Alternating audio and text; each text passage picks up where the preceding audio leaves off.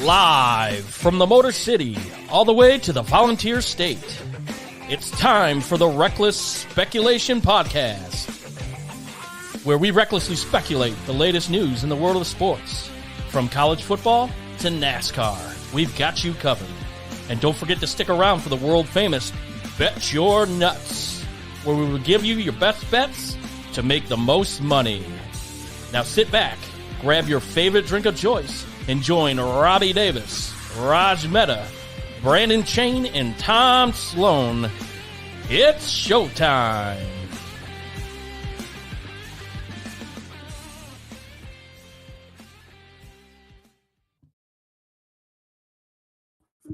What is happening, everybody?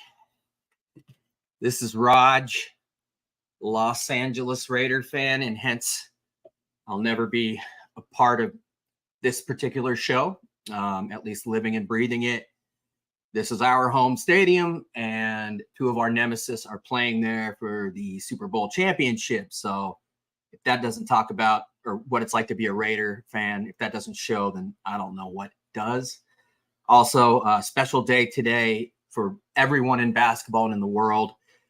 It is 2/8/24, commemorating Kobe Bryant's two different numbers, and the Lakers unveiled the statue of Kobe Bryant outside of Crypto.com Arena, Staples as we call it.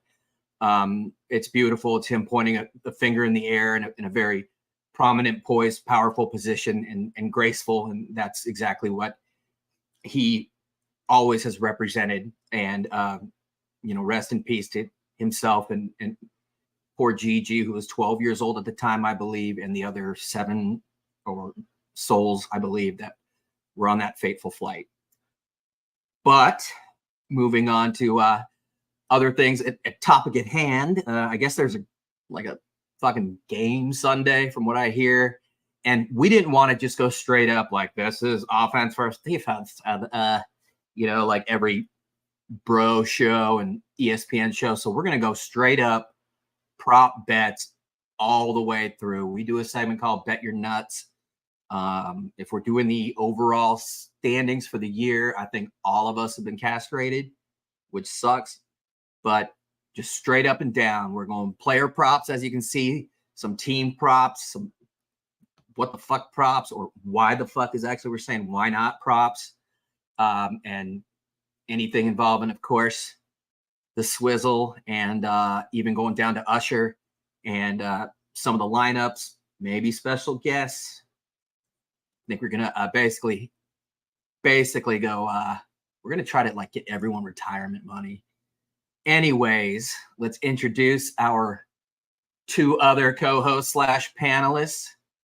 Let's start with the producer extraordinaire, the guy that makes all of this possible, Detroit's own University of Michigan national championship fan and Detroit Lions soon-to-be champion fan, Mr. Tom Sloan. Soon to be American League Central champions this year. I'm calling it. You heard it here first. Mr. Mehta, what is up? Yes, it is Super Bowl week. It's always a fun time, no matter who's playing. Unfortunately, my Lions were 3 points shy of getting there, but we've gone that road before. So maybe next year. We've been saying that since '57. So I think this is probably the closest we've ever been. So next year could be the case. We could be going to New Orleans. So we'll see. Like I said, every sport, you got to pay your dues. And I think it's safe to say the Detroit Lions just paid their dues and everyone else's in the NFC. So good things are happening. Yep, and finally, the attorney extraordinaire in California to where else? Ohio, where else do you go to school? Tennessee, and you name it. Mr. Robert Davis Esquire. Rob, what's up? I thought we were here to talk about Taylor. There's a football game this weekend. Hey, I respect Rob because he doesn't give a shit what anyone else thinks, as all of us should be that way, and he is a proud Swiftie. And so he is stoked. He's going to run with those props for sure. What's going on, Rob? I know you've probably got action on 38 different props already? Maybe. Before we get to the Super Bowl and what we're talking about today, let me just say, hey, I was at. Besides being a Taylor fan, I'm a huge UT basketball fan, and I was at Rupp Arena over the weekend. That atmosphere did not disappoint. Great showing from the Kentucky fans. Tennessee kicked their bleep, but it was on my bucket list. If you get a chance, go to Rupp. It's awesome. Yeah, especially when they're 100% quiet because Connect and Adu and everyone shut them the fuck up. And yeah, that for those who don't know, Dalton Connect, Northern Colorado transfer, unassuming white dude who is going to be a first-team All-American and a first-round draft pick. Rick Barnes can find talent, and this dude is fun to watch. Yeah. He can pretty much do it all. And very skilled. So that Tennessee team, watch out. He's a guy that they've been missing for the last 5 years. And they got a go-to guy finally. So I guess let's just fucking get into it. When we're going straight into player props, what we're thinking here is basically your standard per position props. So for example, wide receiver, we're going to be looking at, any of those. And this is a totally open forum. We've had suggestions, but receiver catches, receiver yards, receiver TDs, over unders, first quarter TDs, anytime TDs, that stuff. When it comes to running backs, similar yardage, TDs, attempts, some even receiving. I went with Pacheco. 17 yards receiving last game. I think he had 14. I just kept imagining him getting one in the flat and creeping, and it didn't happen, and that sucked. And moving on to quarterback, a similar thing. Rushing attempts is a big deal. I read that Patrick Mahomes has averaged, I believe, 26 yards rushing over, I can't remember the span, but he had, of course, 26 and a half last week or something like that. So always a science to this. The attempts, a lot of us like Josh Allen and Lamar Jackson. Lamar Jackson had 11 attempts last week, was his over-under. He had 8, because considering kneel downs are a rushing attempt. So just to give you an idea, and those were all fucking losers for me. But anyway, that's what we're talking about here. Rob, kneel downs are a rushing attempt? Yep. Kneel down is a rushing attempt. So like Josh Allen in the first week, I had him kneel downs 3 based on, that's 3 attempts right there. And he did not get there. Actually, he did, but Lamar did not. But another thing, INTs last week, Purdy was 0.5 INTs, and I took it, and he threw a pick. So I won. Throw 2. He should have had 2. He should have had 2. And this is a dude that 31 TDs, 11 picks. So, he's not Joe Montana with accuracy. So anyways, you guys get where we're coming from here. I'm going to go straight into player props. Rob, go first, dude. What's your fucking lock? What's your go-to? What are we looking at? So I'm looking at player to score 2 or more touchdowns. Last year I hit this with Jalen Hurts with 3 rushing touchdowns. And so I think this is going to be a high scoring game. And McCaffrey's plus 175. Kelsey's plus 450 or plus 400. I think Shanahan is going to take what Kansas City does best away from them. And so I'm not going there. I am liking Debo at plus 850 to score twice. I think they're going to load the box to try to stop McCaffrey, and Debo gives them the versatility to catch and run with it. Yeah, I think that's awesome, actually. And people understand we're not just going for gimmies. We're looking at, what's the best target, what's going to pay off, what's the best value. And Debo's got a lot of them. And plus 850, I think, is outstanding. And you look at like you said, C-Mac is one thing. Ayuk's drawing a really tough matchups on both sides with the All-Pro McDuffie and L'Jarius Sneed. If somebody's going to break out and if the glass doesn't break like it does every fucking game with this dude, Debo's the guy. And he's also a great MVP pick. I saw, 20-1, 25-1. We'll get into that. We'll get into that, but that's what we're talking about here. It's not just lots. We're talking about shit. If I put down $100, what's gonna finance my next excursion to Palm Springs, whatever.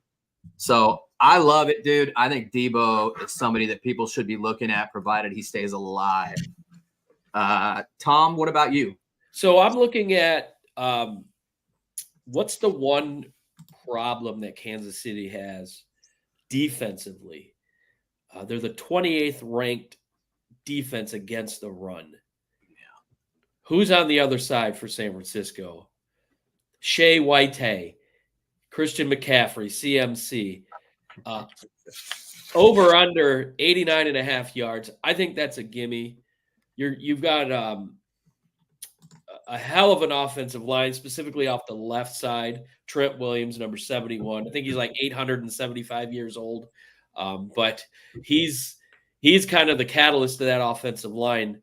And I like that number. I think he's clearly can do that. And I'm going to double up on McCaffrey. He's got over under 33.5 receiving yards. So I think if Chris Jones can kind of start getting to him on the defensive side, Purdy's going to rely on dumping the ball off to McCaffrey more often than not in this game, which could open the door for a Debo or a Brandon Ayuk getting some yards. But those two, they seem to stick out most. And are you taking separate bets, or are you combining those? Because because what I'm looking at, you got passing and rushing over or under 128.5 at -30, or you got. I guess the odds are the same. I was looking at them separate. Yeah. But yeah, no, that's I think the rushing is a safe bet as long as he's healthy, as long as his thigh is okay. And he didn't seem to be having any problems 2 weeks ago against the Lions, so I like that bet. Well, I saw crazy odds on, and I want to say what's up to my homeboy Roland, who is checking us out. His kid and my kid are on the same basketball team, and his boys love the show. So I appreciate that. I'll spread the word. Spread the word. Tell them all. Roland runs 5 on a NBA 2K with his homies and his kid that's on my kid's team at 9 years old, and they just murder fools. So I was like, live stream that shit and make a podcast, bro. That'd be Raj, what are you looking for at the player props level? Well, thanks for reining it in, but one thing that I saw was that longest passing reception. And last week, McCaffrey has great odds. And last week, he was tied with the longest at 28.5, I believe, until Ayuk had that miracle catch. So you can definitely see McCaffrey with those odds, and I've got to find it. But longest reception, Christian McCaffrey, is something to throw a little bit down on. Another one like that I love is that I've been riding tight ends, and I've been riding Isaiah Pacheco. And Pacheco is average, I think, I want to say something like 23 carries, 120-plus yards over X amount of time, and a TD. TD anytime bets, you don't get great odds. But that dude scored a TD in every game. Yeah. This game will be no exception. And the Niners have not been awesome against the run in the playoffs. Against Green Bay and Detroit, they've given up an average of 5.3 yards per carry. This is a dangerous dude. I keep waiting for him to catch the ball more, but I'm hesitant of that. I saw his first quarter over-under at 16 yards, and I will take the over on that. Yep. 16.5 according to FanDuel. 16.5 on FanDuel. I will take that. What is the latest on his game? Overall is Where's it at? Okay, here it is. It is 67.5 overall. 67.5 overall. I'm all about it. Yeah. My boy Charles and I had him at 65.5 against Baltimore, and we took the under, and he got 68. So don't doubt Isaiah Pacheco. And I love how they say he runs like he's mad at the ground, and he does. I mean, he chops those knees, and you know, for a 4th round pick out of Rutgers that no one heard of 3 years ago, 7th round. 7. Yeah, just before Purdy. But is he you know, is this a situation where he's in the right system, or is this guy just a natural talent and he could kind of do this anywhere else? Well, probably both. Combination of both. The first touchdown scorer. Look, if you want to make some money, this is where it's at. You got Pacheco plus 550, Kelsey plus 700, Samuel plus 900. Whoa. What about a QB sneak from Mahomes or a run in for plus 1800? Those are some damn good odds. You throw a couple bucks at that, yeah. Mahomes definitely. I don't know about Purdy, but you could see Mahomes spreading everyone out, and you know that the Niners tend to be pretty shallow with those 2 linebackers. They can do it all, and nobody's craftier than Kermit Mahomes. Hey, side note, real quick, Mahomes' family is I'm hesitant to use the word fuck ups, but I will. Is it going to have any effect on him? His brother being a jack off and it got dismissed, but his father got a DUI, his 2nd one this past weekend. And his brother's been out of the equation for a while. He goes to games, but the camera's not on him. And a reporter asked him about his dad, and I thought that was Bush League, in my opinion. Totally. I think he's got thick skin. This guy's a consummate professional, and I don't think anything can rattle him. Even his ankle situation that he had last year. Oh, God. It didn't stop him. He didn't let it stop him, and he wasn't coming out of the game. So I don't think that's going to be a factor at all. Well, I mean, this is all he knows, right? Playing the Super Bowl. It's not like, oh, the moment's too big. This is what the NFL season looks like for him. Yep. It's just so unnecessary. Like, check yourselves. Can't you guys be fuck ups after they win? Yeah. You know, well, here's a public service announcement. That family's too rich to be driving. So get a driver and not to mention he served 40 days in jail with his 2nd DUI. This is his 2nd one. And this is his 3rd DUI. This was number 3 that he just got. And this is Texas. I think it's a felony DUI in Texas, if I'm not mistaken. Yeah, he got to be at the game. So yeah. What do you guys think about this one I just come across? Mahomes and Purdy to combine for 50-plus rushing yards, plus 150. I love that because how many times during a game do you see Mahomes, who has absolutely nothing downfield, but he has all the room and he just takes off and he just knows where the line is, and I think that could be a no-brainer. But there is some really fun ones that you look at if you've got a few dollars to throw down, and Travis Kelce to catch every one of his targets plus 800. I mean, even if you throw $3 at it, you're looking at a nice little return there. So, I mean, there's a few. And Warner running around there, they can get a finger on a ball pretty easy. That's a dangerous one with these guys. But then again, I don't expect Kelce to be hanging around those two. Any non-quarterback to throw a passing touchdown plus 3,500.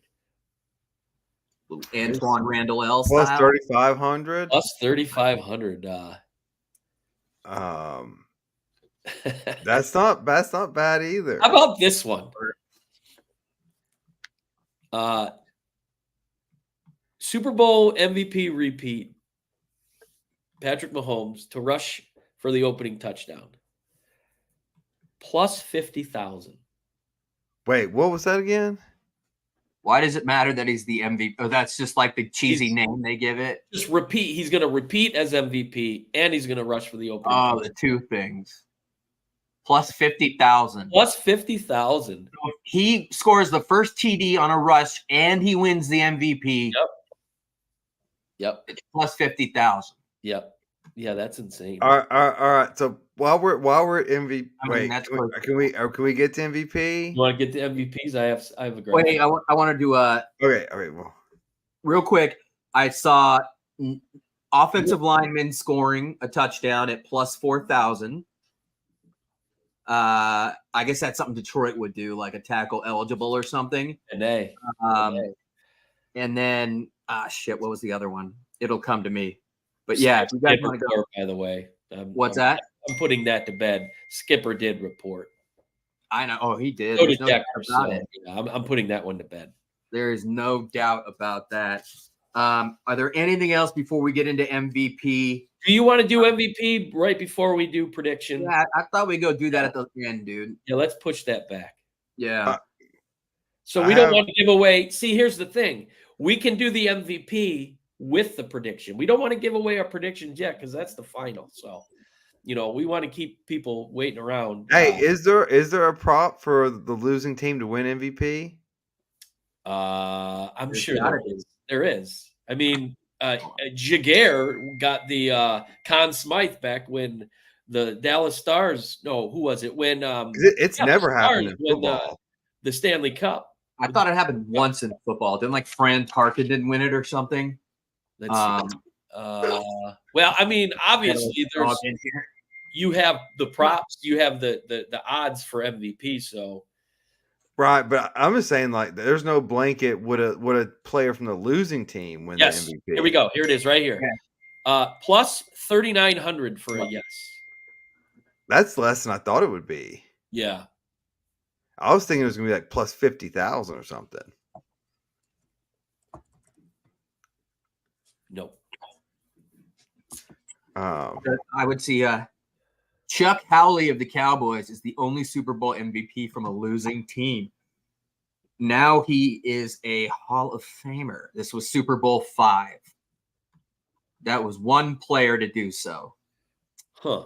Well, Christian McCaffrey sounds not as funky as Chuck Howley. Like Raj said, we're not giving easy picks, but if you want to kind of diversify your risk versus Patrick Mahomes, 1.5 touchdowns, over under minus 160. I'll take that over all day.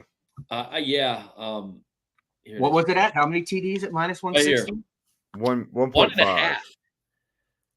So I would take the over on Mahomes, and I'd consider the under on Purdy. Yeah, I agree. And here's your passing yards for them. So I'd take the under on Purdy again. I think I saw 126 for the first half. If San Fran's winning, if San Fran's passing that much, they're losing the game. Yes, exactly. And Purdy has not been. They haven't had to use him that way. Well, he's been a second half quarterback, and what do you want your quarterback to do? Is be successful in the second half, and that certainly was the case 2 weeks ago against. Before we move on to team props, player prop bets that I am betting, I don't even know the odds on it. Missed extra point. Oh, well, Jake Moody, sign me up for that. I love it. Yep. That's a good one, dude. Yep. Missed extra point. Moody is a rookie from Michigan. Yeah. I love that. Looking at some of these receiving, Kittle over under 49.5. Rashee Rice seems to have been the kind of he's stood out. He's been the number one for Kansas City. He's been huge, but I believe the first game against Miami, he was at 40 something. And now it's Amon-Ra, it's 68. That's a lot of yards. But here's one. MVS, he doesn't get a lot, but he's the deep threat for Kansas City for Mahomes. And over under 18.5, that's kind of interesting. He'll have one catch for 19 yards. Here's some rushing props here. Was it Tony? How many drop passes for Tony? He's not playing. He's gonna. They said he might get into special teams. I'd be shocked if he's even gets put in for that. Well, Sky Moore is going to be playing because they took out Omena who's got hurt. He was clamoring. He was clamoring for jobs for next year in media day. But here's the rushing props. Raj, you talked about Brock Purdy and Patrick Mahomes. Mahomes currently at 26.5 and Purdy at 12.5. I think I'm riding Debo this whole weekend. Yeah, he was kind of non-existent in the NFC Championship game. He's got 2 weeks to recover. I think you're going to see heavy Pacheco in this game, just because what he offers and seeing how Kansas City's run defense is, like I said earlier, is less to be desired. I think that's an opportunity for San Francisco to get Kansas City maybe back on their heels early on in that game. So yeah, I would take that Debo rushing all day long. For sure.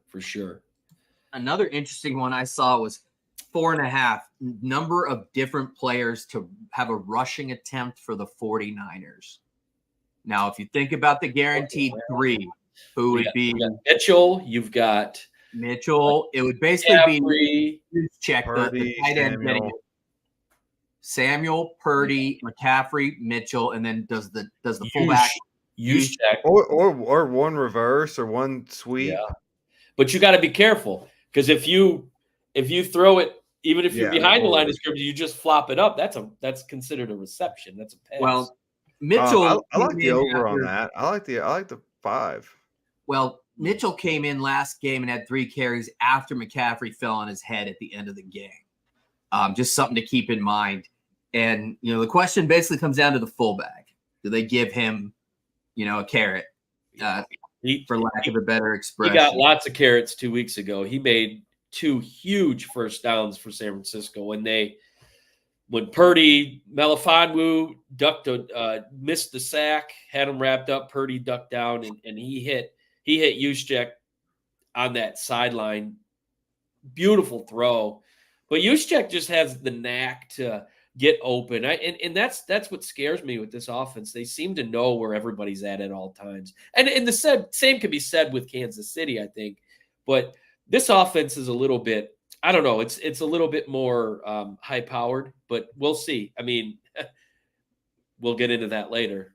Does that matter when you're playing Kansas City? But, yeah, so I think Juszczyk is a huge key in this game. And a 4th and 1 or a goal line stance, yeah, he's going to get a fullback up the gut. You know that. Do you guys have the interception totals? Like I said, I want on Purdy being 0.5, basically yes or no, he throws a pick. And I imagine this time it may be a little different. Total interceptions, yeah. So each of them over under a half. Purdy is over -140, under +110. Mahomes over a half, -120, under -110. So case in of point, those 2, I think Mahomes throws a pick before Purdy does. Yeah. I mean, case in point, folks, those aren't great values, but no. I think Purdy definitely throws a pick. Purdy's thrown a pick in both playoff games so far. First half too. So yes, those could be good odds. That would be a parlay builder with those. You're not really going to make much. Yeah. On those singularly, but yeah. So. All right, let's get to the team props. This is going to be interesting here. Rob, I want you to run with this one because this is your go-to. All right, so I think coin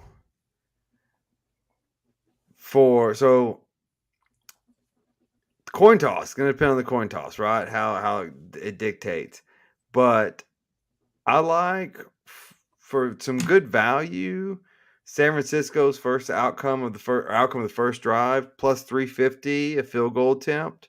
I think Shanahan moves the ball, but I think Kansas City's defense, when the field shrinks, steps up in this first drive. So I like that as a first thing. I like Kansas City plus 675 as a turnover in the first drive. I think they're coming out cocky. They are the underdogs. I can see them making the first mistake. And we'll get in. It's hard to do the show and not tell where we're leaning because it's interesting. But Tom, what do you got for some interesting team props right off the bat? Well, it's looking like for me, it's I guess this kind of falls into the player props as well. You're looking at Christian McCaffrey anytime score. What site are you looking at right now? Caesars. Yeah, I should have looked into that. Do y'all have sportsbook gambling in Michigan or online gambling? Oh yeah, heck yeah, they do. Yep. Yeah, go, Raj. You take that over. I'm gonna look around. Well, keep looking here to come up with a good one. So you take it over, Roger. One thing like on DraftKings would be halftime, full time, like who leads in the half, who leads in the full, or who leads in the first quarter and end of the game wins the full game. So, for example, the highest odds would be plus 1,900, a tie at the half, and then the Chiefs win the game, which at plus 1,900, shit. I mean, that could definitely happen. It's a plus 1,700 if it's a tie and the Niners win the game, and plus 650 more or less if they alternate. In terms of quarters, pretty much the same thing, but just lower odds. But if you got a feeling one way or the other, that's a really nice way to go. Raj, let me ask you this one. First scoring play, San Fran touchdown plus 180, KC touchdown plus 185, KC field goal plus 360. Same with San Francisco plus 360. KC safety plus 4,500. Well, we had two Super Bowls in a row that started with a safety, didn't we? At some point. That's a great question. And I know it never happened and happened. I think it happened 2 years in a row. Maybe the Rams with that defensive line did something like that. Yeah. Look, I hate the Chiefs. I don't like the Niners, but I'm all Kansas City this game. I think a lot of stuff is going to come up their way. And, I think the Niners, if they get the ball, will not score at all. We'll punt, possibly in a 3-and-out. But, I think the crowd's going to be pro San Francisco. The Chiefs are kind of like the Patriots. This is like their 20th time being here. Ho-hum. Bay Area is right there. There's more millionaires in Silicon Valley than there are in Kansas City, Missouri.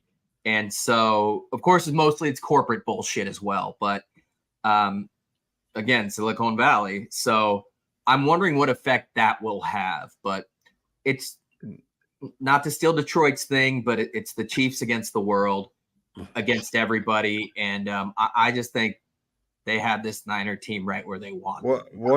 An interesting listener texted me and asked, what do you guys think about the overtime?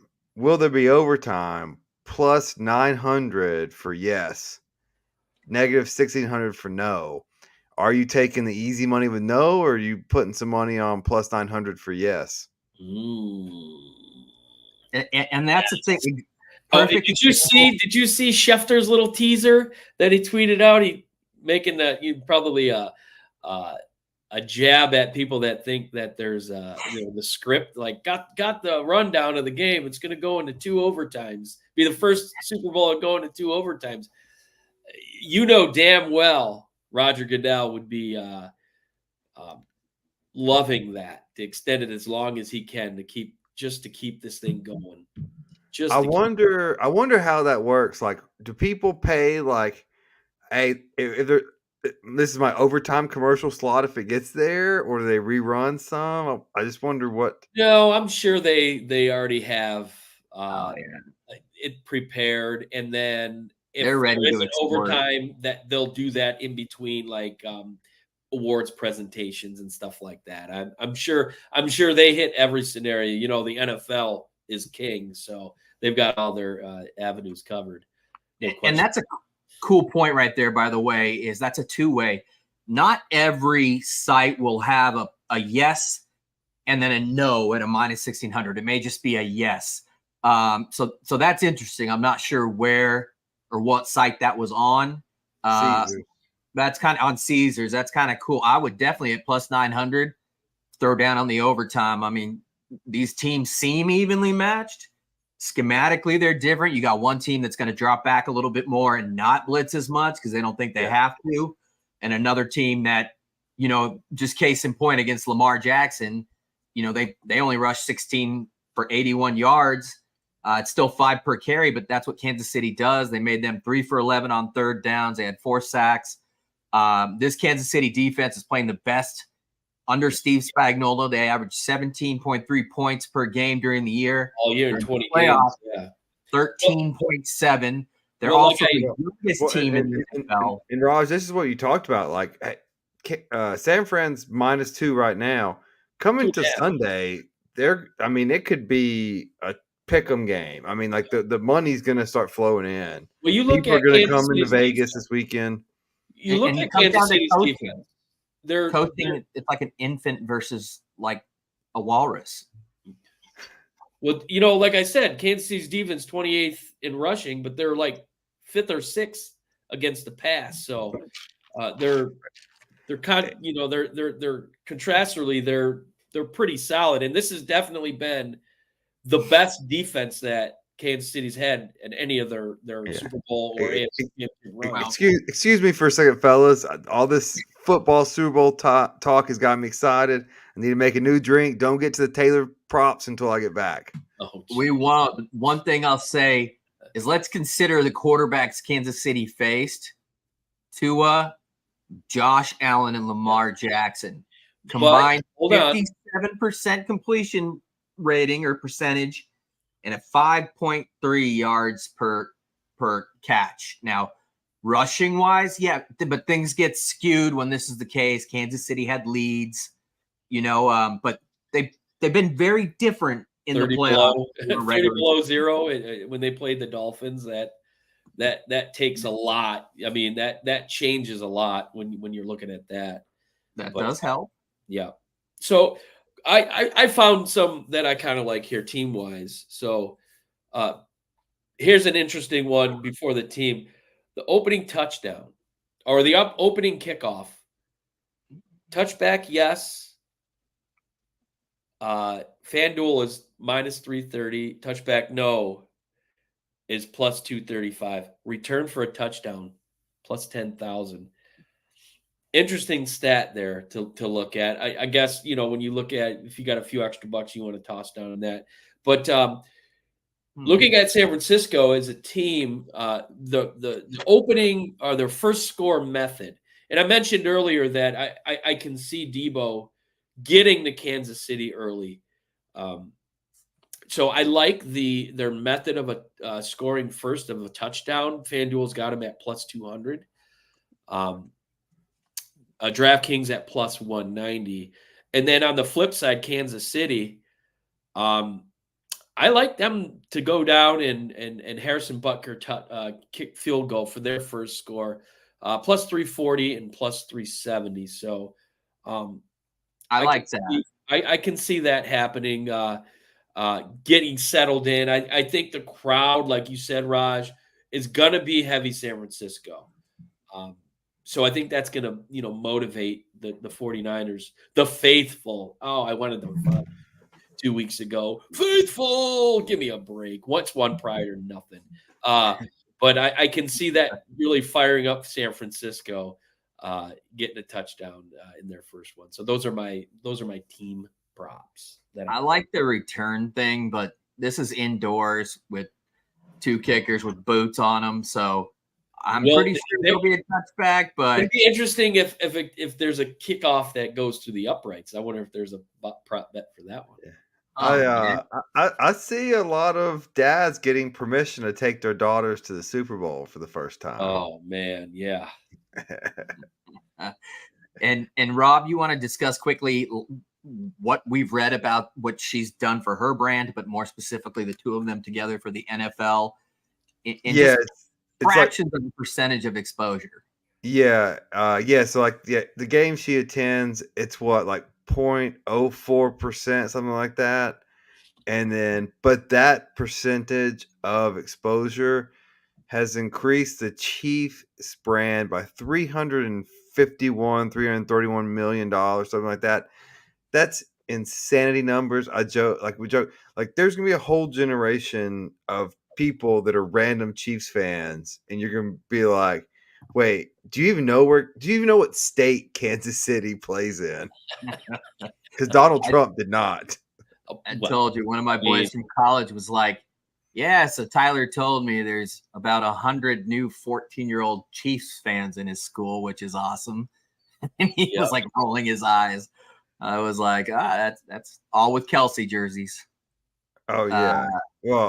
I saw today the latest conspiracy was, Kelsey's number's 87, and then 87. Taylor's favorite number 13 equals 100, and that somehow shows that the NFL is rigged. And I'm like, how do you guys get to these crazy things? Well, what's 4 + 9? 13. 13. And, what's Brock Purdy's number? 13. And there's a whole laundry list of 13s. Both teams can claim some sort of relevance in that. Yeah. If you haven't gotten to our segue, that is our segue to our WTF props. Yes, that's a good one. Yeah, in the business, you just nailed it. You definitely nailed it. Yes. So here's the T-Swizzle prop bets that you can find and bet on. I am 100% betting on that. Yes. Yeah, dude. Either way, if it's CMC, if it's Mahomes, if it's one of the Niners, they're going to say even Taylor Swift being here couldn't deter us from winning. If it's one of the Chiefs players, 100% they're going to say something. Well, it says his speech. So you wonder if the question's asked by the reporter and he doesn't actually say Taylor Swift. I wonder on a technicality here. That's a former attorney. But yeah, I don't know. Plus, it's dangerous to throw shade, dude. That Army 13-year-old. Well, here I think if you look at last week with Kittle made some interesting comments, and Kittle's kind of loose-lipped. I could see him say he gets the MVP. I can see him being like, I just want to say hi to Taylor, making some kind of comment like that just to get a rise. Leave his room number on there too. Right. Or hey, thanks Taylor for coming to watch us play. There's going to be something. I want to thank Taylor Swift for opening the eyes of many teenage girls to the NFL and putting different eyeballs on it. And so that's definitely that's not a Kelsey. You know who won't mention Taylor Swift's name? That would be Patrick Mahomes, because I'm sure Brittany put the clamps on and be like, you better not have that woman's name coming out of your lips. You know that. So old trout mouth would not like that at all, dude. Speaking of Patrick Mahomes, he was asked in media day that can you do your best Kermit the Frog impression? And he said, "I'm talking right now." I thought that was great. That was awesome. Well done. Is there any website out there where you can get will Kelsey propose and Taylor say no? Oh, I haven't seen the no. I've seen the proposal. Wow. I've not seen the no. But I do like the last one here. Will Kelsey have more receptions than Swift is platinum albums? 10. I would probably go under on that one, because he looked really good in the AFC Championship game in the first half, and he kind of wasn't around much in the second half. But it's a different beast when you're playing against those San Francisco linebackers. So that's a tough one. That's a tough one. But I like it. That's a cool little prop. I think on that one, I'm going. We've put that back up there. Make sure I have this right. I think I'm betting both the over and the exactly. Oh. He was 11 for 11 in the AFC Championship game. Well, and there was a prop that he would catch we talked about it earlier. that he would catch every target, and it was like I think it was like plus 10,000 or something to that effect. So, Raj, are you touching the proposal bet? No. I think it's too obvious. Yeah, two public figures like that, as if they need. I mean, literally, like the television and all those shitty magazines would explode. I could see them going off and like there's an announcement that they're getting married and only the important people were invited. And unfortunately, Robbie, you're not one of them. So sorry. I don't see it. I think with Greenlaw and Fred Warner, the fastest, best covering inside linebacker combo in the NFL, that's going to be tough. Back to Kittle, by the way, he's hurt. He didn't practice the first week. He has not been himself. So even on that 49.5 yards receiving, I'm taking the under there. Yeah, you're right on that one. But he's a gamer. I wouldn't put anything past him. So here's some more like what the fuck bets. Obviously the Gatorade color is always a popular one. In pre-show we talked. Is it gonna be red? To me, I think that's the obvious color. For me, I'm looking more purple because purple seemed to be significant with the logo. You look at that logo, there's a lot of purple in there. So I'm thinking purple based on the logo of the Super Bowl. So those are always good. And I don't have a graphic up here, but it's Reba McEntire is singing the national anthem this year. Interesting combination of Reba McEntire and Usher, who we'll get to here in a minute, doing the halftime show. But the national anthem over under is 89.5. Unfortunately, I do not have the odds to that, but I think last year there was a lot of buzz that it was going to be longer than expected, but it ended up being lower. So I can see this being. I could probably go under on this one for good old Reba. She's kind of a fast singer, so yeah. I'm seeing 90.5 seconds after opening at 83.5. Oh wow! I would definitely take the under if it opened at 83.5. Now last year, invariably there's always someone in sound check that leaks, and that happened last year, and it leaked the over, and the fucking under came in. Yep. So consider that. If it opens at 83.5, but the public thinks slow talking country crooner, but I agree, man. 90.5, that's the public. I would take the under for sure. Yeah, as three guys that are on a show that almost always runs long. Oh yeah. I'm gonna take the under also because I think when you're singing, you're gonna hit short. That's a long because I think when they started doing this bet, it was about 60 seconds, and then it keeps going up and up. Eventually, the under's got to come down. Yeah, it's 90.5. So the over right now, FanDuel plus 102, DraftKings minus 110, and BetMGM plus 100. And the under is FanDuel minus 128. DraftKings minus 110 and BetMGM minus 130. So really, if you want to make some money off that, hit that FanDuel and take the over on it. So, but yeah, it says here that it did start at 84.5. So interesting that number fluctuated so fast. That's so a big move. Dude. Yeah, that's the public. But folks, just to give you an example, if you bet $10 on the over plus 102, you would win $20.20 total. If you bet $10 on the under at minus 128, you would win $17.81. And that's kind of what we're discussing in terms of value and odds. Those two are close. Obviously, they're going to be closer with lower amounts betting. Incidentally, since 2007, when this started being tracked, the over is hit 9 times, the under 7 times, and 1 push. That's interesting. Hence why they have the hook this year. None of that. How long is she going to draw out that in the home of the bride. Do we have a prop? Do we have a prop of how many Taylor cuts they're gonna get?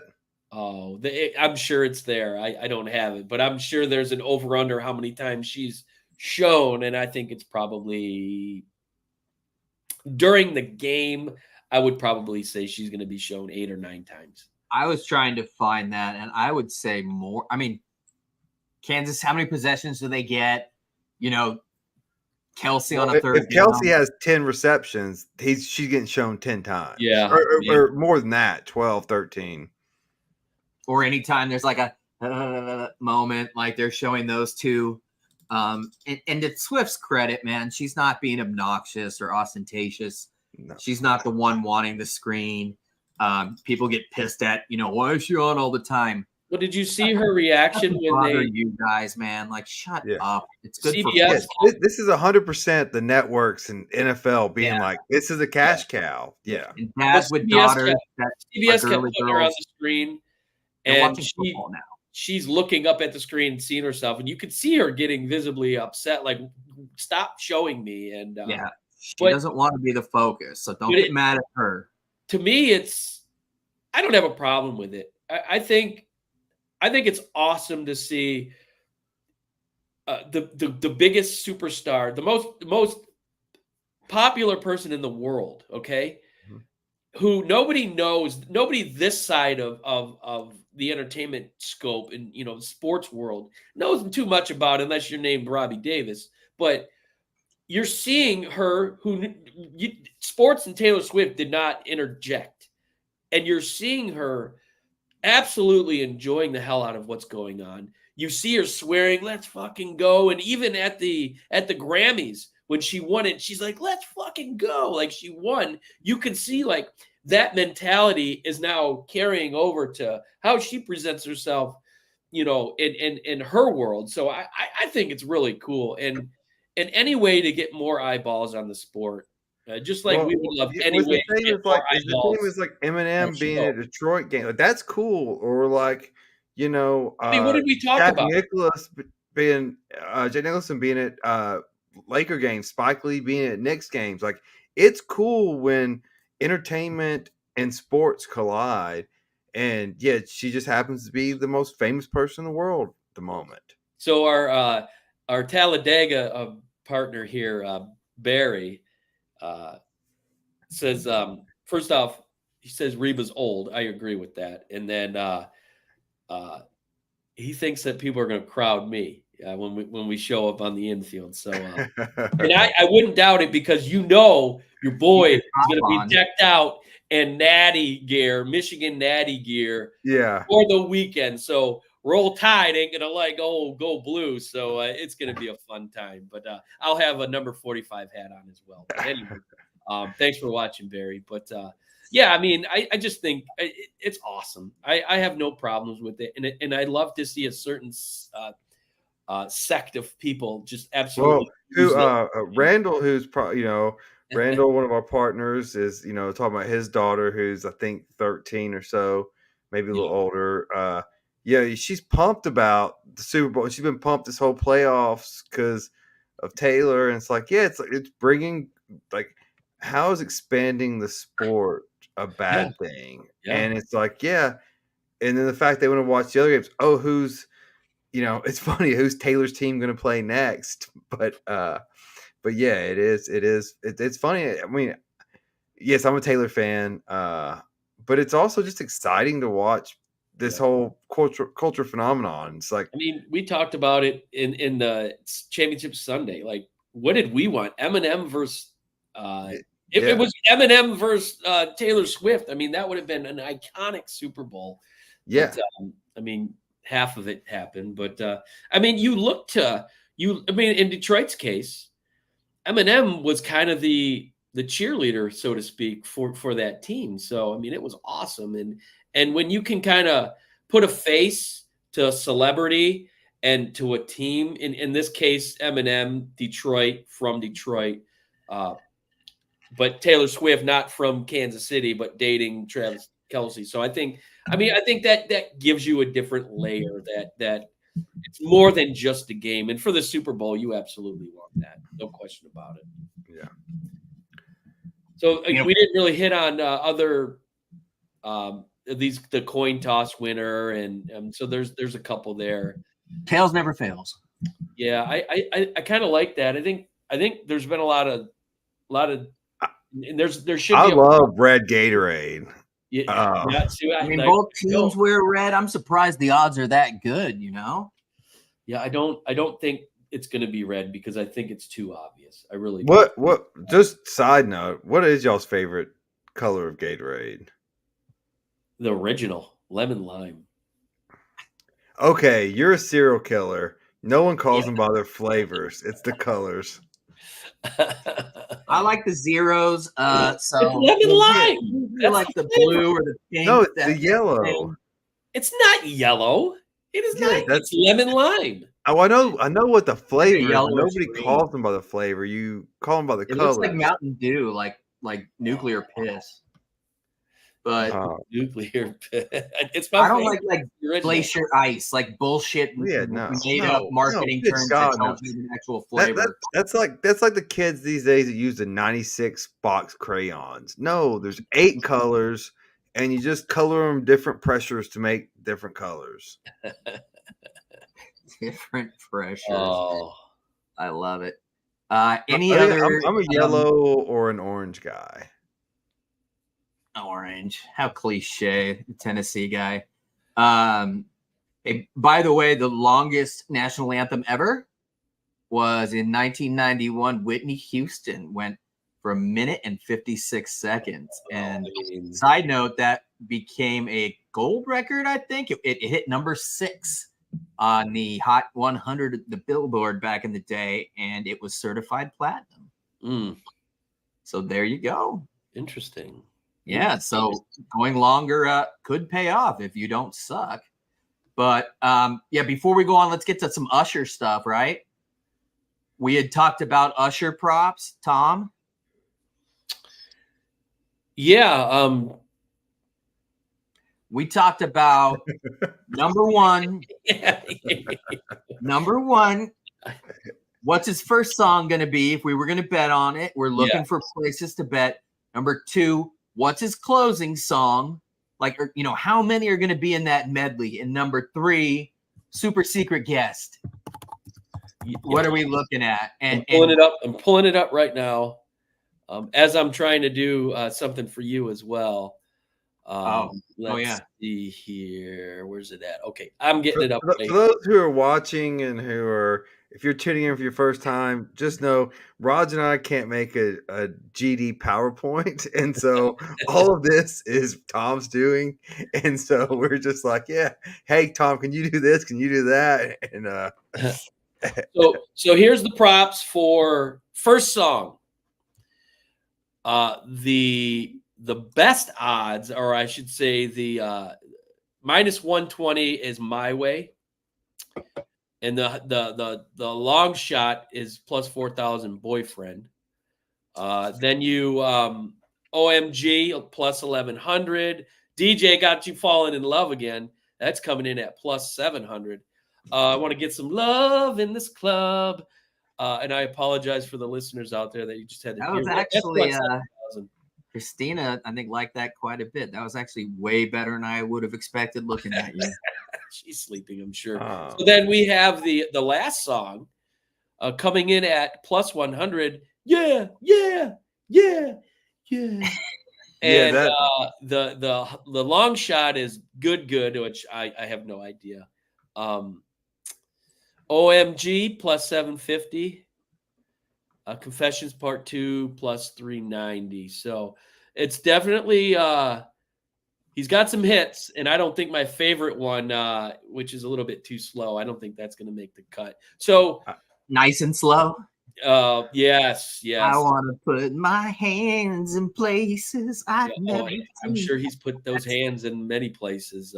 It's like Confessions, like the lyrics to it aren't exactly the most appropriate, but those songs are badass. And we had talked about collaborations, and it was Ludacris and Luda and Little John.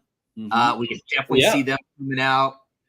He does some song with Bieber. That could happen. Bieber's sitting at -114. Ludacris -250. Here's a name to kind of look out for, who's been in the news lately. Post Malone -340. He's kind of starting to make his move to mainstream. Or the long shot, the aforementioned Taylor Swift. There's no way in hell she's getting up there. +550. Lil Wayne. Taylor Swift went +550. What's that? Taylor? 550. Yeah. She should be +5,000. How about what about Puff? Because for those that don't know, originally when he was an infant, it's Diddy +390. He did a few songs with Puff, but then Puff kind of played him out, and Babyface LaFace Records, one of their partners is Outkast. This is not in Atlanta, otherwise I'd be all about that. But how about Dolly Fireball? He's coming in at +134. That's the one and only Pitbull. And here's the with Pitbull, right? Here's the highest odds. And I'm not sure if this would happen though. Alicia Keys. Yeah. So yeah, I don't he did My Boo back in the day with Alicia Keys. I'm just thinking, like, when you got young girls and stuff to mobilize the entire audience, it's got to be someone, it could be a combo. I could see Bieber, Lil Jon, Luda. I don't know about Alicia coming out there on top of that. She's a little classy, but that would rope in a lot of audiences there. But yeah, I was just, you remind me back in the day, Burn, You Got It Bad. So a lot of that stuff's kind of porno. So I don't know if we'll be able to go through that, but there's no doubt. Here's another tidbit. He's touring. This is kind of the start of his. 2024. He's going to go on a huge tour. You might want to look to see who, and that's not insider information, by the way, and that's information you don't get at most sports podcasts. I'm just telling you. Usher has an album out. Usher's going on tour. He's got a huge tour. I think he has a new album, worldwide tour, which I'm sure he's got an album coming. But you might want to look to see who's touring with him. You can definitely see some sort of a collaboration between who's touring with him and who might show up for a special appearance in this one. By the way, Rob, honest, I had to go and what's that? Where is Usher from? He is from the greater Chattanooga region, so he is our hometown kid. His Usher Raymond Parkway. His son is a boarding student. Well, never mind. I probably shouldn't say anything about minor. Never mind. Says the attorney. Yeah, dude, he's in Atlanta October 17th. Interesting. Yeah, he's got a Coming Home is his new album coming out. It's dropping. So yeah. Yeah, so to be honest, I didn't look up what Usher songs were. It's been a while since I've heard him. Well, it was shocking when they announced he was going to do the halftime because he hasn't really been around. But Barry coming in hot here with the Post Malone is booked for pregame. He's absolutely right. I knew there was something going on with him. So he's gonna be there already. Yeah. So then I definitely like that bet of him coming on stage at halftime. And he thinks, yeah, will be the first song that he leads. Barry's also a dummy, so don't let he did put a challenge into your hands. Said that he parties harder than you, so I'm definitely looking forward to seeing if that's true or not.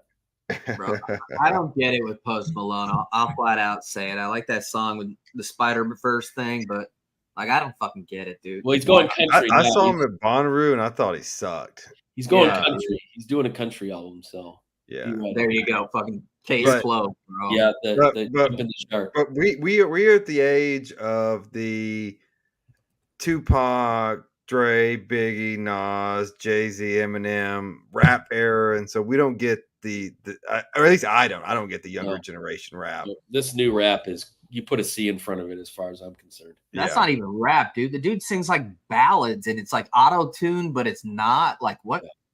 I don't get it. He just parties a lot, which means at this rate he'll probably be dead soon, which sucks. But surprised he isn't already. He looked dead last year. Some of his shows.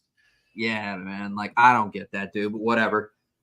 No props. I'm betting on for that asshole. But anyways, any other WTFs? I was thinking why the fuck not, or what the fuck props. We got into Usher, Anthem. Anything else? Does Andy Reid retire if he wins? Yes, I think he does. I'm not sure that's a prop, but I haven't seen it, but just throwing it out there. I do. Why not? You go out on top, back-to-back Super Bowl champion. 65. Not only that, Steve Spagnuolo was a former head coach. He kind of got done dirty. Yeah. He is by far, everybody on that team, especially on defense, credits that dude with what they've done. And this would be a great way to turn it over, somebody who's earned it. So that is a great point. I did not even think of that. Yes. And there's also an offensive coordinator that was with the team this week that is formerly a coach there, and Eric Bieniemy. So I think there's an opportunity to have him come right back and be offensive coordinator again and have Spagnuolo possibly. So if you're searching for offsite books or looking for a prop, not be a bad one to look at. That retirement one, that a lot of stars are aligning there, especially with Bieniemy coming back. And there's no doubt that Reid is very loyal and he likes his guys. And he was pissed when Bieniemy didn't get a fair shot, and the guy can't get the job in Washington. Like, what the fuck, dude? Something ain't right. That's a mess. That's a whole mess. But then you have to wonder, what is this? Is it a character issue? Because you win the Super Bowl and you let him go to take an OC job, same position with the Commanders. So I don't know, but they tried to get him back in this playoff run, and the NFL wouldn't let him happen. So, but he did spend some time with the team this week, kind of gave him some speech, and most of those players are familiar with him. So, it would be plug and play as far as that's concerned. So, but let's move on to the aforementioned MVP / final prediction. What do we say, guys? I'll put it up on the screen here. The Super Bowl MVP. These are the top 12 odds according to FanDuel. Not sure why Nick Bosa's on there. He kind of was didn't do a whole lot last week or 2 weeks ago, but you never know. You absolutely never know when it comes to the Super Bowl. It could be anybody. What was it? The Patriots DB that got 2 interceptions in the Super Bowl, and he got the MVP. His name escapes me. That was a few years ago. So, but Troy Brown, and then the Raiders signed him. That was a receiver. Yeah, he was a receiver, but it was I forget. It was their. No. There was another. No, not Troy Brown. It was the Cowboys. Shit, I remember that asshole, and they signed him right away and paid him. He did not Larry Allen. Damn it, it'll come to me. But yeah, Al Davis gave him a contract, and he was like basically cut halfway through the year. Yeah, it didn't bode well for him. That bastard. Usually, if there's a bad consequence at the end of it, the word Raiders is involved. Rashee Rice, dude, I love that dude, but in fantasy, he was a great pickup, and now he's not a secret any longer. But at plus 5,000, dude, that dude could break one. You got an 85-yard touchdown. Yep. That's it right there. Pacheco at plus 2,500. Those are great odds. A guy, like I said, been averaging over 100 yards. I think can't remember the time frame, but just like he said, anybody that's been to Jersey understands why that dude runs like he's pissed off at the world. This Jersey sucks, but sorry, I'm Indian, so I have family there automatically. But this dude is just another level. Again, drafted 10 or 11 spots before Mr. Irrelevant. Yeah, which is an interesting storyline in itself. You have two 2 7th rounders, late 7th rounders that are huge pieces of their team's puzzle. So that you don't really hear too much that aren't named Tom Brady late rounds. So picks, but I think Debo is a really good call there. He's getting a lot of love at those odds. I saw 125 for combined yards for him, running and receiving. You know, I think he is the best, toughest matchup for Kansas City. Ayuk is somebody they can match up with. Kittle is someone they can match up with. Debo is all over the field. You know, they use him really well, especially in conjunction with C-Mac. He's kind of a guy that they don't really have someone for. Now, he's got to stay on the field, though. But a lot of props around Debo have great value. So check that out. Yeah. That he's my player I'm circling for this game also.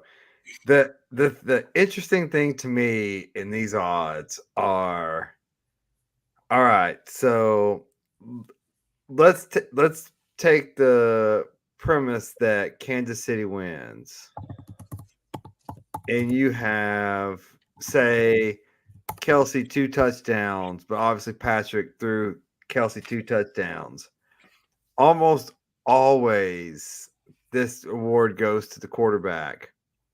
But with the elephant in the room, do they give it to Kelsey for the hype, for the more just later on drama? Will the real MVP actually get the MVP? Right, but between the two, but if you're saying, if you're betting Kansas City wins, Mahomes plus 150 versus Kelsey plus 1400, put your money on Kelsey for the value. I mean, if he has more than 7 catches, yeah. 7 catches and a touchdown, yeah. You book that. You book that. Tom, so you want to start? You want to start, Robbie, with your winner, and then go ahead with your MVP? Yes, I will start. We're on 2 weeks of this, and I'm still not confident. I think San Francisco is a better conglomerate, but Kansas City has the best player, and it's a team sport in the NFL. The time that Mahomes has lost, it's been when the defensive line gets after him. San Francisco has that defensive line. But with that being said, if this line holds, giving Kansas City the points, I can't have Mahomes on the field with points and not take him. So I'm going to take Mahomes and the over. These are two of the most creative. 2.5. Yeah, so a half point, I'll take that. These are two of the most brilliant offensive minds in football. With 2 weeks to prepare, I think this is going to be a who has the ball last game. And so I will take the over. I will take Kansas City plus 2.5. And I'm going with the trifecta. I think if they win, they're doing it. They are going to just spit in all the haters' faces. Kelsey gets the MVP. I mean, like I said, if he gets more than 7 catches and a reception and a touchdown, you're hard not to do it. I'll jump on. You can go last, Raj. 2 weeks ago, I went into the show, let in thinking that San Francisco was going to, they were the better team. On paper, they're the better team. And by the end of last week's show, I had kind of decided that, yes, they were the, on paper, better team, but they haven't played the best between the two in this playoff run. And I've been piggybacking back and forth, and I do think the crowd's going to lean San Francisco. But I'm not sure how much that's going to matter down the stretch. Now, you look at how San Francisco's first two halves of the two games they've played have been against Green Bay. They looked terrible in the first half. Against Detroit, they got smacked in the mouth. Second half, they dominated against Detroit. We talked about that 2 weeks ago. It's still a sore subject in my department, but that worries me. They were also playing against a team that hasn't been there and were very young. I didn't have the experience. I don't think you're going to be able to get away with that against the one team in the last probably 6 years that is absolutely dominated. I don't know if you would call them a dynasty, but this team knows how to win. Patrick Mahomes knows how to win when he's the underdog. He's proven that in this playoff run. So it's really tough for me to say that San Francisco can overcome that. It's going to be a turnover game. Who makes the less mistakes? And I know that's old cliche. Everyone says it, but I think when it comes down to it, it's really, really matters because Brock Purdy's playing in his first Super Bowl and Mahomes is playing in his third. So I think that's huge in the mindset. His fourth Super Bowl. I think that mindset alone is really huge. So I agree. Who's got the ball last? And I think you could be looking at five minutes left. San Francisco with the ball, with a slight lead, and a turnover to hopefully future Detroit Lion L'Jarius Sneed, and puts the ball in Mahomes' hands in crunch time. And I think Harrison Butker is going to hit a 48-yard field goal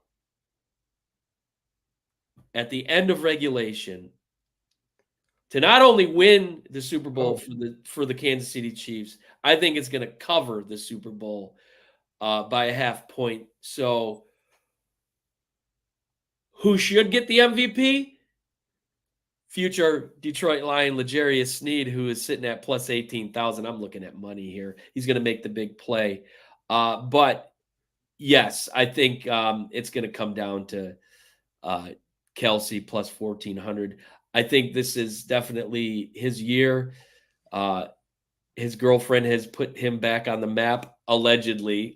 So I think it's time. I know we just mimicked each other, but it just makes too much sense. I don't think Mahomes is gonna get that spotlight back. I think it's too bright for the Taylor, Kelsey, and so yeah. Give me the Chiefs in one of the most memorable Super Bowls in history to cover and win. Sorry, Danger. I know our good buddy Johnny Danger, who provides us with all the software. Huge 49er fan. Actually couldn't come out to the speakeasy last week because he did not want to be surrounded by Lions fans. So I know he's probably cringing right now, but I got to go with what's real. And it's hard to bet against Mahomes and the Chiefs. So. Yeah, man, that's where I'm from out west. The Niners are actually fairly polarizing. Many of us grew up, they were so damn good, we hated them. Others, like one of my best friends, Neil, who's from the city, loves the Niners. They are, one of the most iconic teams in football. There's no doubt about it, in all of sport.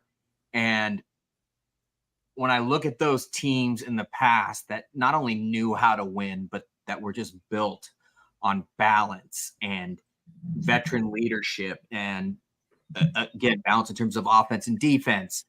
Breaking news: Christian McCaffrey just got Offensive Player of the Year at NFL honors. So, well, there you go. Yep.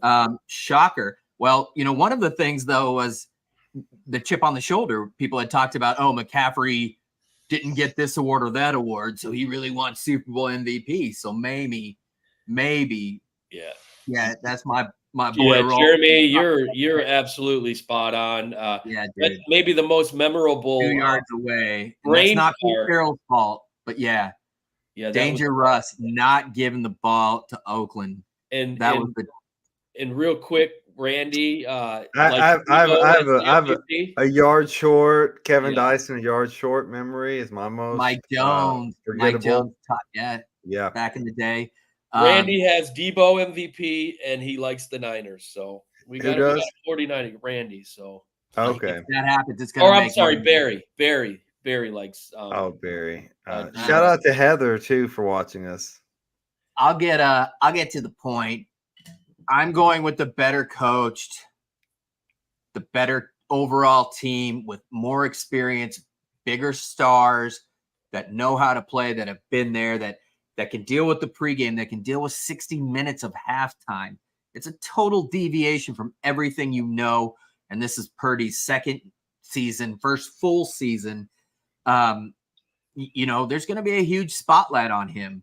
This Kansas City defense is 25 years and 279 days old. It's the youngest Spagnuolo's ever had. It's the second youngest ever to make the Super Bowl. The 2009 Colts were the youngest. They did lose. But this is a team that's gone through injuries up and down, and they have had next man up. And they're an organization we've talked about that drafts and develops talent better than anyone else. Justin Reed, Brian Cook, their safeties go down. Jamari Connor comes in. Mike Edwards comes in. Now they're all healthy, and they got 4 safeties, which is something you can use against this Niner team with big receivers and everyone else, and especially C-Mac. And I expect Kansas City, who, again, against weather, yes, was a big deal, but Josh Allen, Lamar Jackson, and Tua to 57% combined, the 3 arguably best quarterbacks in the league, 57% combined completion percentage and 5.3 yards per reception. And if you can limit Brock to those types of things, he will make mistakes. And long story short, I'm going to take Kansas City. I'd take him at 1. I'd take the money line. I'd take it all. I hate them, but I do not see them losing this game. Interesting note, of the winners out of 55 Super Bowls, only 7 have won and not covered. What does that mean? If San Francisco wins, let's say it's a 3-point by game time, then the odds are they would not win by 1 to 3 points. They would cover. So do you see San Francisco, I ask myself, winning by 7, by 10? I don't, barring just some kind of just massive turnover collapse and Mahomes getting hit by a truck at halftime. I don't know. Usher dancing on his soul. I don't know. I just think that the Chiefs are just better coached. Confessions part 3. Look at you. That's Robbie. That may be props, not confession. But yeah, you're the attorney. Defend him. But no, I mean, I see Kansas City. I love a lot of their props. I love Pacheco. I'm going to go to MVP. It's easy to go with Mahomes. He got the last 2. That is a tough one. It could be what's his name? James Toney. Who's the dude for the Giants who caught it against his helmet and got the MVP? He was Michigan receiver. It was Manningham, Mario Manningham. That's right. I could see MVS doing something like that because Pacheco, you're going to have to see him do a lot of stuff. I don't see him getting MVP. I don't want Kelsey. I'm going to go with Rashee Rice at plus 5,000. I think he's going to break 1 or 2. And I think the Chiefs will find a way. Over under. That's tough, man. At 47.5. I always like pulling for the over, but I like the over. I forgot that one. Again, Kansas City's allowing 13.7 points in the playoffs, 17.3 during the regular season. So if you like the Chiefs, the odds are it will be the under. I fucking hate betting for the under because it's so boring. So I'd probably bet on the over, but I would not be surprised at all if this was a 24-20 game. So we're all betting on the Chiefs and the over. So take the Niners and the under. Yeah, do the opposite. Yeah. I've done that many times and gone 4-1 on 5 games versus 1-4. Just whatever I think, do the exact opposite. But yeah, folks. Anything else? Anybody has anything? Hit it up. We can get back on and we'll talk about it. Any bets? Anything you got? Anything different? We're all about it. But hopefully get those value picks in so you can make, if you win one, make sure it's the plus 5,000, not the minus 120. So find that value. And guys, we're going to go into last words, or what would you like to do? Yeah, last words. Yeah, we can do that. Final words. One of these weeks, you guys are going to get it right. So someday. Go ahead, start us off there, Robbie.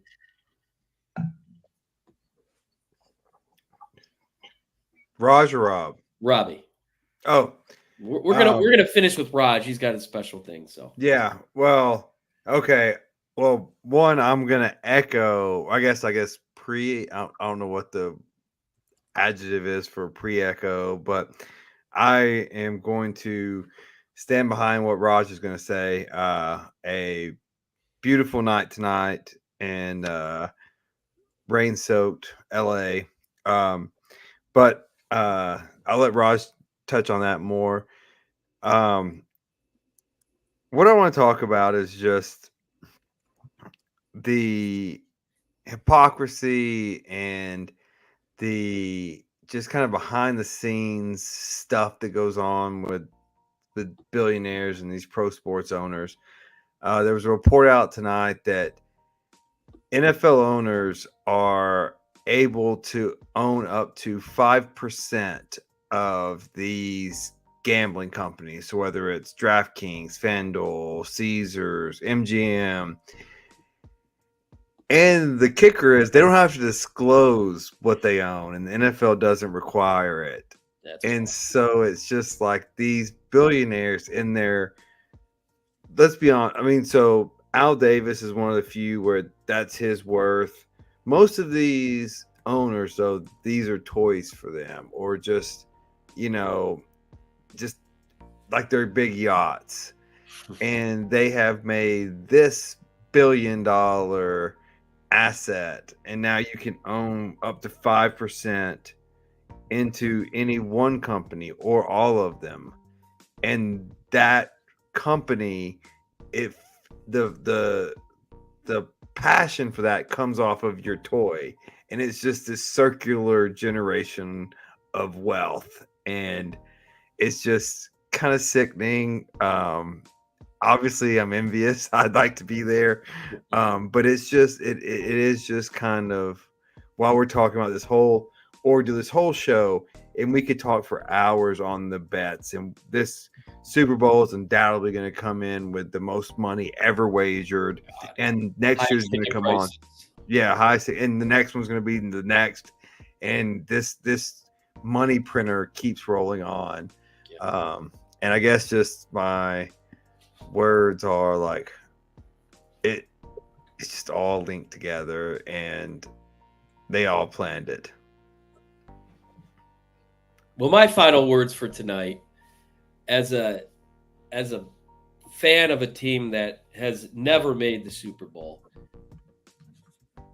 seeing the first half 2 weeks ago gave me hope, and that hope did not die after the second half. As we all know what happened. The Lions' future is very bright. I couldn't be more proud to be a fan of that team. If you've watched the show before, this is the first year I've ever had season tickets to the team. So my wife and I got to experience the whole season, the playoffs. It was a year I will never forget. Those 2 home playoff games were just, there are no words that, as a fan, as a starved fan, everyone knows the stories. It's been 32 years since a home playoff win. They've had 1 playoff win since 57. So, but on that narrative, local Detroit sports talk radio, we're posting questions. Are you going to watch this Super Bowl? And the amount of Lions fans, and I've been very outspoken about Lions fans. They drive me crazy to the nth degree. Whether they're bashing Jared Goff or whatnot, MCDC needs to be fired. It's lunacy. There are so many Lions fans that are saying, I'm not watching this Super Bowl. I'm not wasting my time. I don't care what team wins. I don't have when did that become ever a thing prior to the Lions actually getting on the precipice of winning? As far as I can remember, as a kid, we never watched football as a family, but we watched the Super Bowl because it's a holiday. It's the one year that you don't have to be a football fan. You just watch the pageantry. You watch for the commercials. You watch for the halftime show. Or a lot of people are going to watch for what they might see this week with Taylor Swift or whatever the case may be.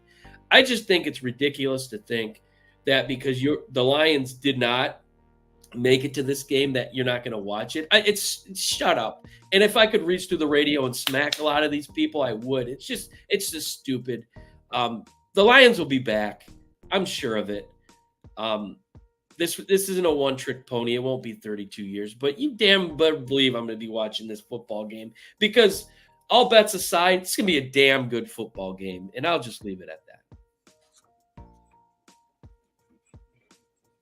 I echo that. I think it'll probably be the highest watched sporting event of all time. Mm-hmm. And especially considering there's going to be a billion 14-year-old girls tuning in as well. Yeah. There are live lines and there are ways on like her Instagram to bet on that. And every time she shows, there's a direct correlation between Twitter and TikTok and everything, Snapchat, like just people start firing shit off. So it's going to be insane, and it's just going to be an amazing game. And I can't wait for it, even though, again, I hate both teams and they're playing at the Raiders' house. But what I wanted to touch on again is, growing up in Los Angeles, I was so lucky in the 80s to have the Showtime Lakers with Magic and Kareem and Byron Scott, AC Green, Michael Cooper, on and on and on and on. And of course, big game, James Worthy. They lost the Pistons in '89. Yeah, that was. They beat them in '88. That one was a little different. Stupid microwave and James Edwards. But anyways, Jerry West is the greatest talent evaluator ever. And side note, he is the logo on the basketball, and over 2 million signatures were collected to change that logo to Kobe Bryant's fadeaway, which would be kind of cool, an honor to both. But Jerry West traded the 13th overall pick in 1996, six, the year with Garnett, to the Charlotte Hornets, who had selected Kobe Bryant. He traded Vlade Divac for that pick and the rights to whomever they got. And Kobe was a skinny 18-year-old from Lower Merion High School, number 33 in Pennsylvania. His first year in the playoffs, he aired the ball 4 times from 3 as the Lakers got swept by Utah. He got in late.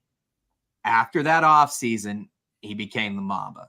And Kobe Bryant became the single greatest individual, in my opinion, in basketball and arguably sport history. The accomplishments speak for themselves. But when you look through the accomplishments, whether they be, 2 golds, including the captain of the Redeem team, of all those guys, Iverson, LeBron, of his peers respected him the most. 5 rings, 3rd all-time in points and in playoff points, 6 60-point games, 25 50-point games. He had a 60-point game in his 20th season last game, which is absolutely insane. Tore his Achilles during a game, still shot the free throws and made them both, then went out of the game and was out for the year. One of the toughest individuals of all time, 20-time All-Star, I believe, 18 straight, which is a second only to Kareem, on and on and on. More importantly, when it comes to basketball, people don't realize schematically how his game evolved and adapted. Winning a championship with the Lakers and the Triangle and Shaq versus a few years later, paying their dues against Boston and doing it with a completely different personnel in Pau Gasol playing sort of that 4-5 combo and just an entirely different role. And I don't want to make comparisons, but, Jordan and Pippen did one thing, but then Jordan and another Iverson or something, it would be just a total adaptation. And it's just so unique and rare. Him and Phil, Kobe Bryant is an absolute IQ of a genius. He spoke, I know, almost fluent in Chinese, Spanish, English, and Italian. He had learned parts of Serbian and other languages, even a little Russian to communicate with teammates. He would communicate with Pau fluently, which helped them greatly on the court. He had said he learned some Chinese and some Russian so he could cuss at refs and they wouldn't know what he was saying. One of my favorite quotes when they talk about the Mamba mentality is, the moment you give up is the moment that you let someone else win. He is an absolute ultimate competitor. There was nothing that would stop him. He had talked about fear, that the last time I was scared, I was in karate. I was an orange belt facing a bigger kid that was a black belt. And yeah, he kicked my ass, but it wasn't that bad. And then I knew I shouldn't be afraid of anything. He later then said, except bees. Fuck bees, man. I'm allergic. But other than that, fear is in the eyes of the beholder. It's only what you make of it. Embrace it. Kobe Bryant always said, and move forward. When he retired, he started the Mamba mentality, which basically started out with the Mamba Sports Academy, which combined not just basketball, but opportunities for everyone, girls, boys. He did software development. His sole goal was to make the earth a better place. And just a brilliant individual. Again, I mean, if you read into his software development and the worlds that he was joining, it's just fascinating. The Academy launched a Mamba on 3 fund after he had passed, which is something he had thought about to support other families going through tragedies. The Mamba and then the Mambacita, a shout out and ode to Gigi Foundation for Women and underserved athletes in sports.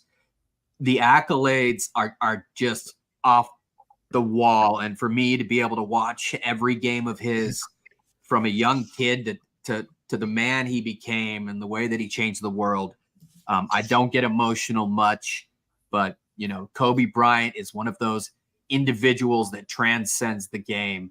That there's a mural of him outside Boston Garden. There's one in Miami. There's just universal respect.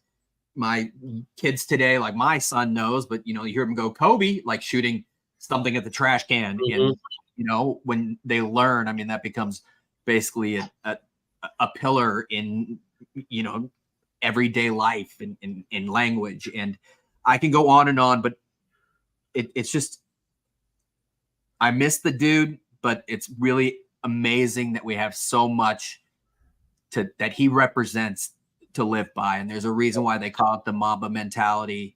So rest in peace, Kobe, Gigi, and all 9 souls, or the other 9 souls that passed on that fateful day in the Santa Monica Mountains. And just try to live life with that Mamba mentality every day. Mm-hmm. You are your own worst enemy. You can rise above. Nothing can stop you with the right mindset.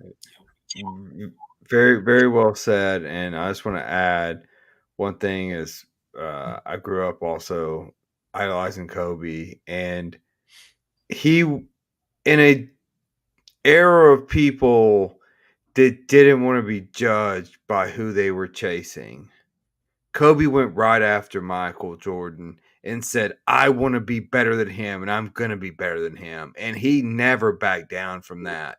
And that's just so rare in this kind of social media society that we live in now. And one of the greatest memories that of watching basketball was that All-Star game, Kobe versus Michael. And Kobe was probably 19, 20 years old.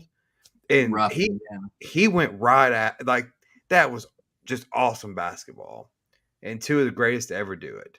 Mm-hmm. And Michael respected him. Yes. He called him his big bro.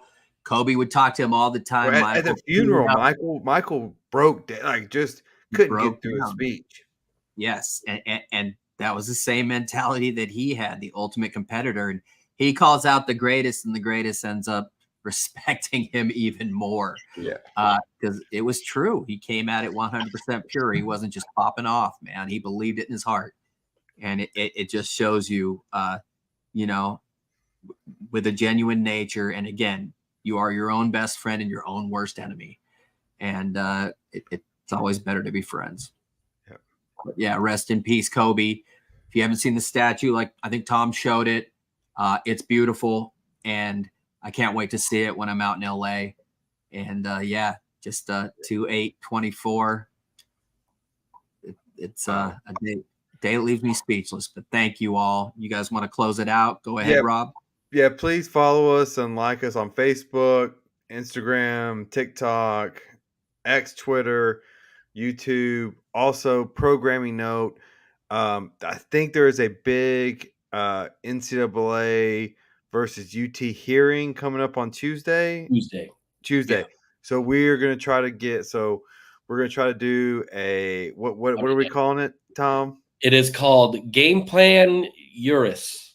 Yes, Game Plan Eurus. Where sports and law collide. It's going to be kind of a different aspect of reckless speculation because of our unique situation of having Robbie and our good friend Michelle Kay. She's going to come on. She's a legal expert as well. So she's going to break down what that law. I don't know if anyone's ever called me a legal expert, but yes. They're going to break down this case, and then anytime that there's an intermingle between law and sports, we're going to come in under that moniker, which is kind of a unique aspect that this show brings that you don't get anywhere else. You get sports and law.